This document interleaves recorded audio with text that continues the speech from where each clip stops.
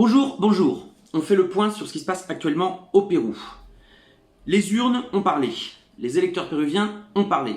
À 99,99% des bulletins dépouillés et comptabilisés, Pedro Castillo est en tête avec 50,15% des voix, donc c'est une marge très courte sur la candidate Keiko Fujimori. On parle d'une marge entre 50 000 et 60 000 voix de différence sur 17 millions d'habitants, donc c'est évidemment pas énorme, mais les électeurs péruviens ont choisi de porter Pedro Castillo à la présidence de la République du Pérou. Depuis lundi, c'est-à-dire depuis qu'on a connu cette tendance, Keiko Fujimori a parlé d'indice de fraude, et donc depuis essaie de poser des recours pour faire annuler certaines voix et essayer de soit repasser devant, ce qui est très peu probable, soit délégitimer la présidence de Pedro Castillo et en tout cas gagner du temps.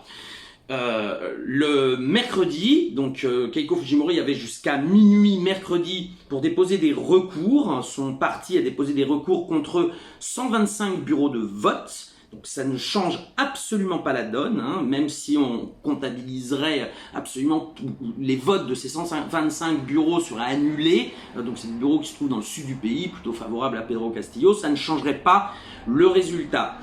Et le parti Fuerza Popular a essayé de faire une manœuvre au sein des autorités électorales pour que celles-ci donnent 24 heures de plus pour déposer des recours, et notamment des recours sur 800 bureaux de vote. Et là, on parlait de 160 000 votes. Donc là, évidemment, ça aurait changé la donne. Or, cette manœuvre était complètement illégale, n'est-ce pas ? Seul le Congrès peut changer la loi électorale pour donner 24 heures de plus pour déposer des recours. Et donc cette manœuvre était surtout le fait de gagner du temps, puisque n'importe quel avocat aurait pu la suspendre, bien évidemment, puisqu'elle était illégale. Le président donc de ce tribunal électoral a battu en retraite. La manœuvre n'a pas marché.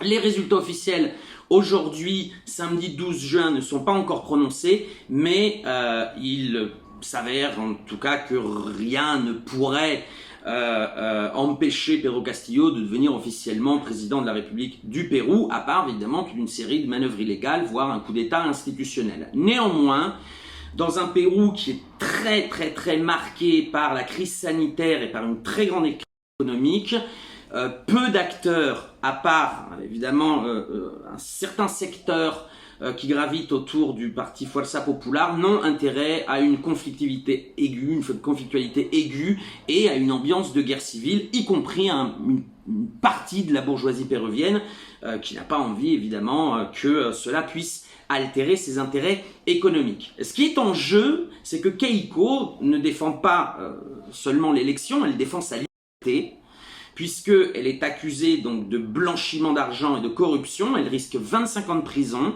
Et mardi 8 juin, le procureur qui suit cette affaire a ordonné réouvrir le cas de Keiko Fujimori. Et donc le lundi 15 juin, il se pourrait qu'il y ait une ordre de capture contre Keiko Fujimori pour la placer en détention préventive, puisque elle s'est réunie avec des autres impliqués, donc ça elle n'avait pas le droit, bien évidemment, non, évidemment beaucoup de personnes dans son parti sont impliquées dans ces cas de blanchiment d'argent, donc elle est apparue à côté de ces gens-là, et c'est ce qui a motivé le procureur à peut-être demander la détention provisoire. Donc là, il y a aussi tout un aspect juridique qui rentre en jeu et qui explique aussi en partie pourquoi Keiko et son clan utilisent toutes sortes de types de recours. C'est tout simplement pour gagner du temps et lui éviter de passer par la case prison.